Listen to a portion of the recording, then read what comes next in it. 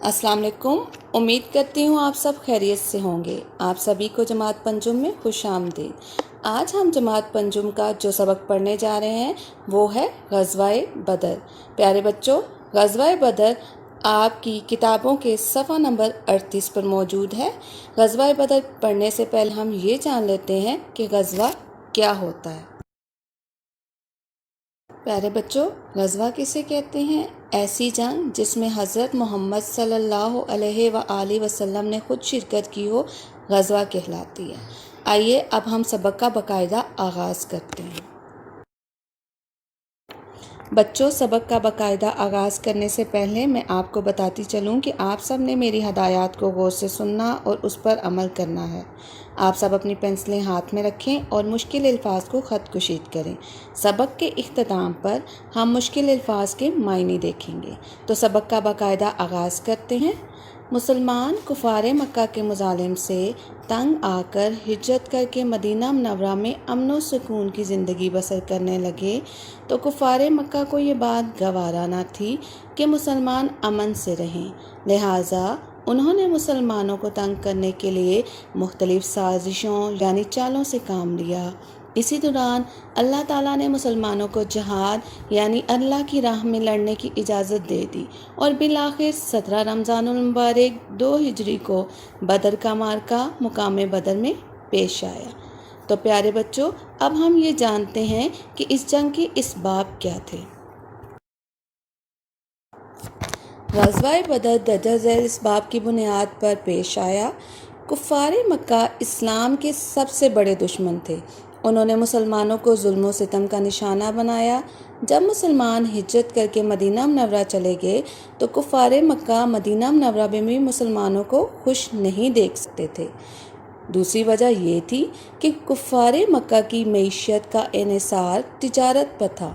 कुफ़ारे मक्का को ख़तरा लायक हो गया, खौफ हो गया कि अगर मुसलमान ताकत में आ गए, इक़्तिदार में आ गए तो उनकी तिजारत को नुकसान पहुंचाएंगे। तीसरी और अहम वजह ये थी कि कुफ़ारे मक्का के एक सरदार ने मदीना मुनव्वरा के करीब एक चरागाह पर हमला करके मुसलमानों के मवेशी पकड़ लिए। चौथी और सबसे बड़ी वजह जो है वो अबू सुफियान का तिजारती काफ़िला बना जो शाम से माली तिजारत के साथ वापस लौट रहा था। जब ये काफ़िला मदीना मुनव्वरा के करीब पहुंचा तो अबू सुफियान को खौफ हुआ कि मुसलमान काफ़िले को लूट ना लें। उसने महज खौफ की बुनियाद पर मदद के लिए मक्का पैगाम भेजा। उस पर क्या हुआ? 1000 का लश्कर मदीना मुनव्वरा की तरफ मुसलमानों पर हमला करने के लिए रवाना हो गया।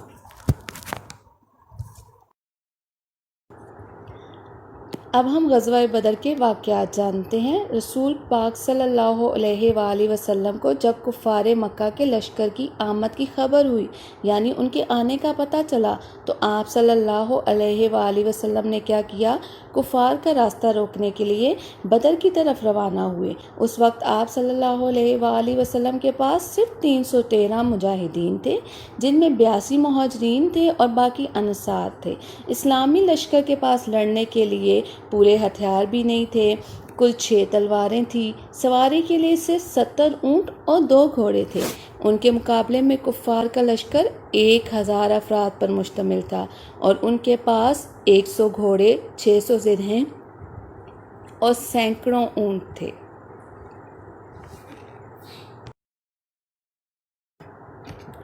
कुफ़ार और मुसलमानों के लश्कर बदर के मुकाम पर आमने सामने हुए। लड़ाई से एक रात पहले अल्लाह ताला ने मूसलाधार बारिश बरसाई, जिससे क्या हुआ? मुजाहिदीन ताज़ा दम हो गए, चुस्त हो गए। इसी रात रसूल पाक सल्लल्लाहु अलैहि वसल्लम अल्लाह ताला से कामयाबी की दुआएं करते रहे। 17 रमज़ानुल मुबारक 2 हिजरी को लड़ाई की इब्तिदा हुई यानी लड़ाई शुरू हुई।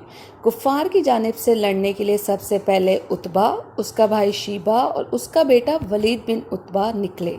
मुसलमानों की जानिब से हज़रत अली, हज़रत हमज़ा, हज़रत उबैदा बिन हारिस रज़ी ताला अन्हो उनका मुकाबला करने के लिए निकले और जल्द ही इन तीनों काफिरों को कत्ल कर दिया। اس کے بعد عام جنگ شروع ہو گئی۔ مسلمانوں نے بڑی بہادری کا مظاہرہ کیا، بڑی ہمت دکھائی۔ بالآخر مسلمانوں کو کامیابی ملی۔ اس جنگ میں اللہ تعالیٰ نے فرشتوں کے ذریعے مسلمانوں کی غیبی مدد کی، یعنی خفیہ مدد کی۔ ابو جہل کو جو کفار کے لشکر کی قیادت کر رہا تھا، رہنمائی کر رہا تھا، وہ 2 عمر مجاہدوں معاذ اور معوذ کے ہاتھوں قتل ہوا۔ اس لڑائی میں 70 کافر مارے گئے، جن میں ان کے بڑے بڑے سردار بھی تھے۔ کفار کے 70 ہی آدمی قیدی بنے اور اس لڑائی میں صرف 14 مسلمان شہید ہوئے۔ نبی کریم صلی اللہ علیہ وآلہ وسلم نے بدر کے قیدیوں کے ساتھ عمدہ برتاؤ کیا، اچھا برتاؤ کیا۔ ان میں سے بعض کو تو احسان کے طور پر ایسے ہی چھوڑ دیا، اور جو باقی بچے تھے ان کے متعلق یہ طے پایا، یہ فیصلہ کیا کہ وہ فدیہ دے کر آزادی حاصل کر لیں، اور جو فدیہ بھی نہیں دے سکتے وہ 10 مسلمان بچوں کو لکھنا پڑھنا سکھا دیں اور آزادی حاصل کر لیں۔ اب ہم غزوہ بدر کے نتائج جان لیتے ہیں۔ غزوہ بدر حق اور باطل کا معرکہ تھا، یعنی سچ اور جھوٹ کی جنگ تھی، جس میں اللہ تعالیٰ نے سچ کو جتا دیا اور جھوٹ ناکام ہوا۔ غزوہ بدر میں کفار مکہ کا غرور خاک میں مل گیا اور ان کے زوال کی ابتدا ہوئی۔ غزوہ بدر میں کامیابی کے بعد اسلام تیزی سے پھیلنے لگا۔ غزوہ بدر میں مسلمانوں کو کامیابی اللہ تعالیٰ نے فرشتوں کے ذریعے دلائی۔ غزوہ بدر سے ہمیں یہ سبق ملتا ہے کہ اللہ تعالیٰ کی ذات پر مکمل بھروسہ رکھنا چاہیے اور خلوص نیت کے ساتھ اللہ تعالیٰ کے دین کا کام کرنا چاہیے۔ اللہ تعالیٰ اپنے بندوں کو کبھی بھی مشکل میں تنہا نہیں چھوڑتا، بلکہ ان کی مدد کرتا ہے۔ بس ہمیں اللہ تعالیٰ کی ذات پر کامل ایمان، یقین اور بھروسہ ہونا چاہیے۔ اللہ تعالیٰ کی دین کی سربلندی کے لیے ہمیں کسی قسم کی قربانی سے دریغ نہیں کرنا چاہیے، پیچھے نہیں ہٹنا چاہیے، کیونکہ فتح ہمیشہ حق کی ہوتی ہے، ہمیشہ سچ ہی جیتتا ہے۔ پیارے بچوں، اب ہم سبق کے مشکل الفاظ کے معنی کی طرف چلتے ہیں۔ اب ہم سبق کے مشکل الفاظ کا جائزہ لیتے ہیں۔ پہلا لفظ ہے گوارا کرنا، برداشت کرنا۔ معرکہ، جنگ۔ معیشت، کاروبار۔ موسلا دھار بارش، مسلسل بارش۔ مجاہدین، جہاد کرنے والے۔ برتاؤ، سلوک۔ غیبی مدد، خفیہ امداد۔ حق، سچ۔ باطل، جھوٹ۔ جہاد، اللہ کی راہ میں لڑنا۔ فدیہ، وہ مال جس کو دے کر قیدی رہا ہو۔ پیارے بچوں، امید کرتی ہوں آپ کو آج کا سبق سمجھ آیا ہوگا۔ اگلے سبق میں ہم اس مشقی سوالات کا جائزہ لیں گے۔ تب تک کے لیے اللہ حافظ۔